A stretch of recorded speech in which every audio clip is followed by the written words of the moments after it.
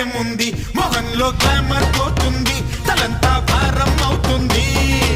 ఆకాశం తెగి పడిపోతే ఏం చేయాలన్నట్టు అలా తెగ ఆలోచించ